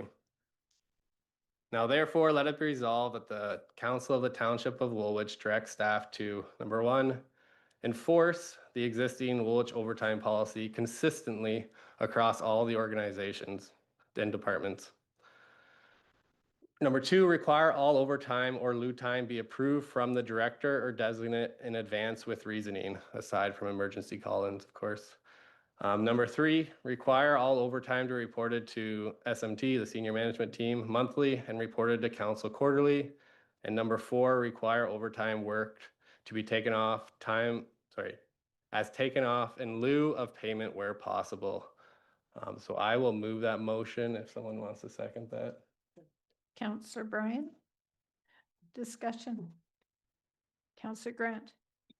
Thank you. Through you to staff. How is overtime currently approved? Mr. Brenneman. So through you, Madam Mayor, to Councillor Grant's question and to council. I think I'll answer this consistently the same way I answered Councillor Schwint 2 weeks ago on the same question, which is staff should be consistently following the policy with respect to pre-approval and sign off, not just at the time that it's submitted.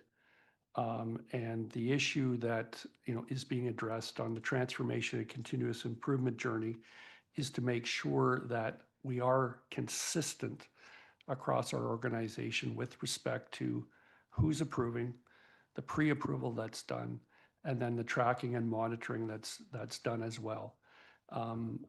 Even prior to this motion, the policy, along with a number of other HR policies, is under review because there can be, as I mentioned 2 weeks ago, some tightening up of that.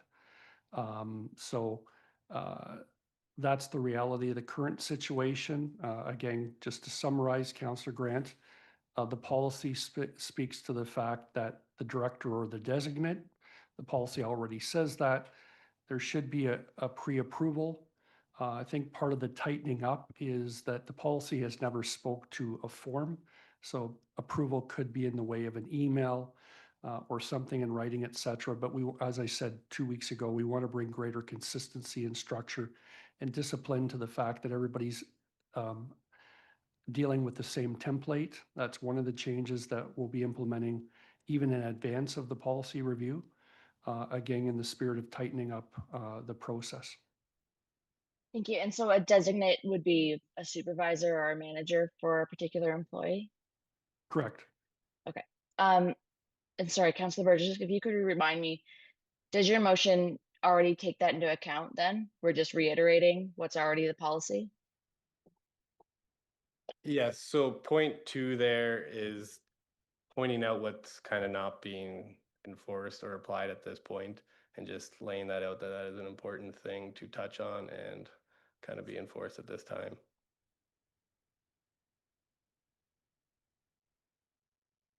Councillor Cadeau.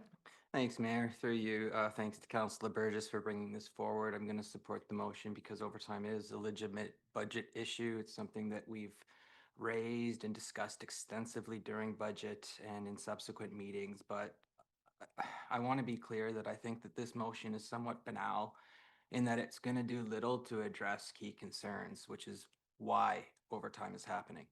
You know, how much overtime is discretionary? How much is emergency? How much is statutory? How much is seasonal? How much is vacancy related? How much is tied to service levels that we as council actually approved? I think these are all different problems and they all require different responses. I also want to make sure that we're not duplicating direction that we already gave during budget. Staff are already reviewing this. The reporting should come back through financial reporting processes that council already receives. And that's why I speak to the banality of this. You know, what real value does it add? I think the lieu time clause needs a little bit of caution because time off in lieu doesn't automatically save money. If somebody else has to cover the work, we may simply shift the cost to create a service gap. And so this needs to be looked at within operational realities of the organization. And so, I mean, sure, I support better overtime control, but I want the focus to be on useful reporting. I want it to be on cost drivers, the practical management actions, and not just passing a motion that sounds tough. Thanks. Councillor Burgess. Through you, Mayor Shawns, thank you, Councillor Cadeau, for addressing that. And prior to putting this motion through, I did talk to CEO Brenneman and staff about your exact comments there. And part of that reporting to SMT and council is exactly what you said there. This is for analysis to see what are the causes, what are the reasons, how can we help? Are we short-staffed? Are people doing it for reasons that are not justified? All those kind of things. That's what the reporting to SMT and council is all about, and that's why I threw that in there. And that's part of the motion so that council can, in our governance role, keep an eye on things, make sure things are being controlled properly, and see if we need to make any changes. Okay. Other questions?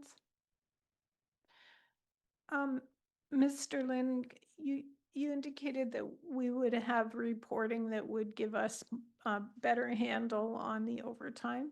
Does this motion fit in with that, how that reporting system will work? And when, remind me anyway, again, when that's coming? Through you, Mayor Shantz. I think as CAO Brenneman already mentioned, this motion primarily just enforces our existing policies. So, you know, having a little bit more teeth than maybe kind of the inconsistency that we had. So it would, I suppose, support improved overtime reporting. It doesn't really speak directly to reporting. We're already doing part of that reporting is part of the quarterly reports. To that question of like, when can we expect to see some more reporting? So there's two components that I see still outstanding from a council perspective. There's the 2025 reporting, which is looking at last year's kind of full reporting because it wasn't included in the quarterly 4 update. So that is still outstanding. We do have some of the reports. The other piece that's outstanding is the Q1 report, which should be coming to council in the next council session in 2 weeks. So we hope to have some 2025 reporting and also Q1 2024 reporting. There has been some issues actually generating some of these reports out of the system. That's really the primary delay. It's not necessarily an analysis bottleneck. It's more getting the data out of the systems, which has been the issue. We're hoping that we're making some progress in it. So definitely having something to report to council at the next meeting, but that's really the primary challenge. And we'll have ongoing reporting on a quarterly basis after that. But the new system that you're in the process of implementing will make that easier. Just to be clear, so this is mostly to do, the overtime reporting is mostly to do with the payroll system, which isn't the responsibility of the Finance Department. I'll ask Clerk Smith maybe to talk more about that implementation, the reporting. Sure. Through you, Mayor Shantz, so we have implemented a new human resources information system that includes payroll. One of the intents of doing that is to make sure systems talk together and we're effectively communicating. Staff have been being paid with this new payroll system since the beginning of the year, so it's been working well for that. And we just rolled out the reporting function about 2 weeks ago, so we're still getting used to that system, and we're also looking at what built-in reports can we do and what customized reports can we do to provide all the data that council's looking for. So we're well on the way, but it has taken longer than we expected, and I'm hoping to provide a summary of that project to council so you can learn a little bit more about some of the benefits that we've had and some of the lessons we've learned along the way. Okay, thank you. Anyone else? Call it question then, all in favor? And that is carried. Thank you. Thank you, Councillor Burgess. We have bylaws listed on the agenda. A mover and a seconder, Councillor Cadeau, Councillor Bryant. All those in favor? That's carried. And I think that concludes the council portion of the meeting. Does council want a 5-minute break, or we'll just flip it over? Okay, we are going to switch to Committee of the Whole chaired by Councillor Burgess, and we'll just take a moment to change a couple things up.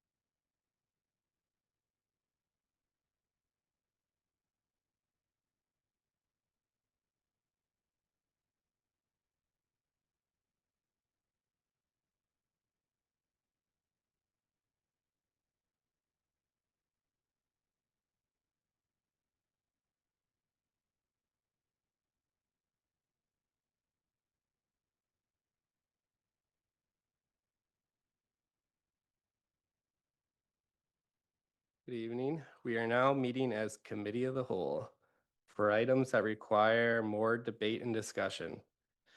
We will not be making final decisions on these items, but proposing recommendations for the next council meeting. If anyone in the community has feedback on these recommendations, we encourage you to reach out to staff or submit comments to council before a final decision is made at the next meeting. We will move on to item 6.1.2, which is the election 2026 report number 7, Municipal Compliance Audit Committee. We have election coordinator Leanne Wetzel to provide an overview of her report. Is she online? Are you there on Zoom? Good evening. There we are. Hi, thanks so much for letting me join in by Zoom tonight. Councillor Burgess and members of council, here to present the Municipal Election Compliance Audit Committee report. You'll be aware we do this report every election round, and we are presenting the report tonight to you, basically to update terms of reference. That's council's role as we go through the report, is for updating terms of reference.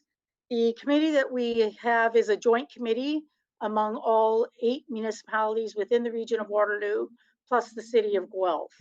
So you can see from the report, the amendment to the terms of reference are really a lot of housekeeping items, revising the dates, of course, for this year's election, term of office. We are going to keep the remuneration to committee members at $200, and then just some other words smithing. We included definitions this round that we haven't had in the past, and felt it would be important to have those finally as part of our terms of reference. Advertising will start the first 2 weeks of June, with applications for the committee members being submitted to the regional clerk's office. The region takes on the costs of the advertising for this committee on behalf of all the municipalities.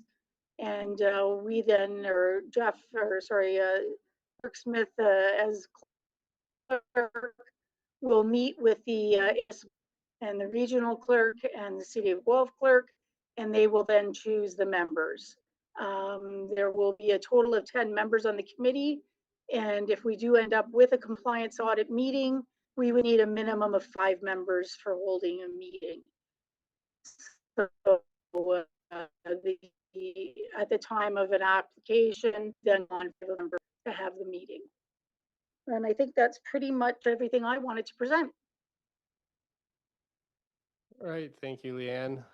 You were cutting out a bit there. I don't know if it would help if you turned your camera off. Maybe it'd help the internet connection there. But does anyone on council have? Oh, sure. All right. Seeing none, there is a recommendation there. Are you looking to move that, Kayla, or question? I'll move it. All right, thank you. Someone like to second? Seconded by Councillor Bryant. Any discussion?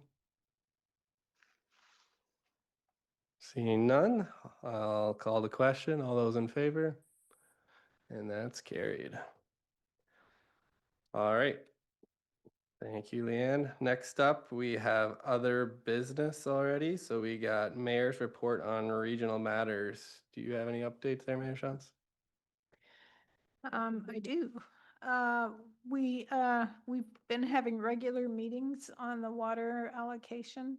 So the day after our committee day, we spent 5-ish hours talking about water things. So there's still lots of work to do with that. But what has come out is a formula for allocating excess water as, not excess water, but water available as it becomes available. We're hoping at the June, I think it's the 3rd, the June 3rd meeting. I'm hoping that we'll see an amount of water that's being assigned as available. Excuse me. So the township portion is 15% of what's assigned to be distributed for development. And Deanne, I don't know if you want to say anything more about that. Yep. So I did follow up with the region, and that 15% is not necessarily going to be exactly 15%. It's going to be based on proportional allocations to all of the municipalities. So our next steps as the township is to bring a allocation guideline or policy with a bylaw to council. We're planning on doing that the next meeting in May, so that we can have that in place before the June 3rd date, where if potentially there is some allocation available, then we'll be able to allocate right away, and then we'll bring back specific developments that would get that allocation. And yesterday, no, today, what day is it today? Tuesday? Yes, it was yesterday. I got to tour the container systems. So sorry, must have talked too much today. What they're doing at Mannheim to augment the water that's available is there's laminar, I think is the right name, water. And they do container water treatment systems. And so we're getting the first one delivered fairly soon and it's for the water from the Grand River. So it takes the Grand River water, it cleans it, and it puts it in the storage with the rest of the water and to go through. So we're looking at I think 5 or 6 of those containers to come on stream in the next year. It was pretty neat. It's just like a sea can, and it's got all the equipment to do. They can do two lines of treatment together in one container, and yeah, should work well.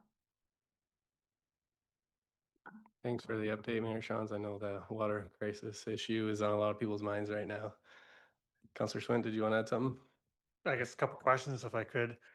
The allocation, you said about 15%. Is that based on historical usage or planned growth, or curious the framework for that?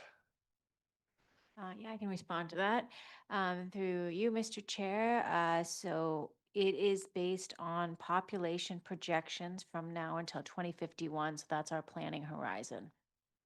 And employment. Yeah. Employment is an important one. When I was talking to them about some of the differences from what we were expecting, the explanation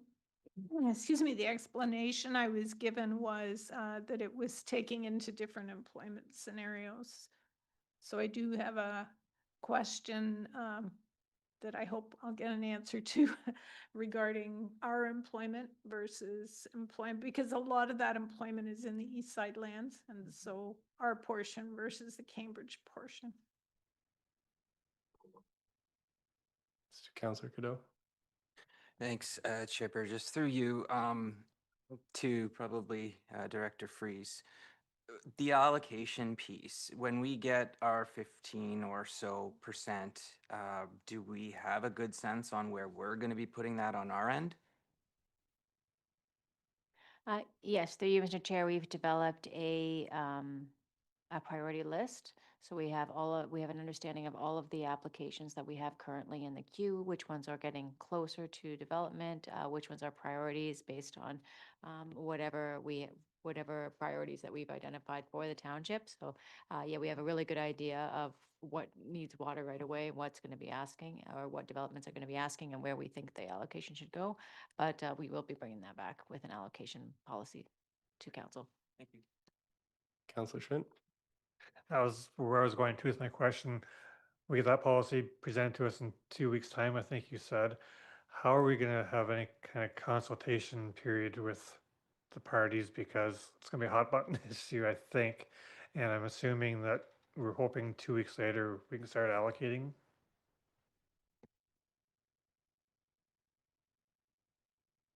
It's a good question. I did not plan a consultation period. I think we have a good understanding of what's in the queue. I know that if we can open up, obviously we'll be at a public council meeting and individual developers could come and advocate for their developments.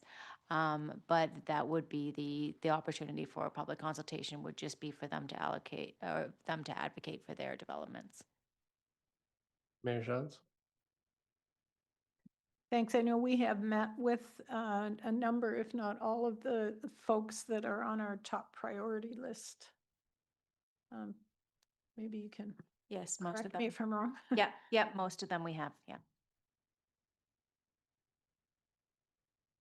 Any other questions on the water?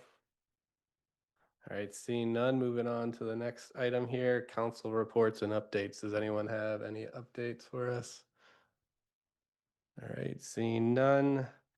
Any outstanding council activity list items? We have no items from the information package and no information in public notices. So that brings us to the end of the regular meeting of council. Would anyone like to make a motion to adjourn? Councillor Bryant, Councillor Cadeau. All those in favor? And that's carried. On behalf of council, we thank all those who watched the meeting or those who took the time to participate tonight. Good night, everyone.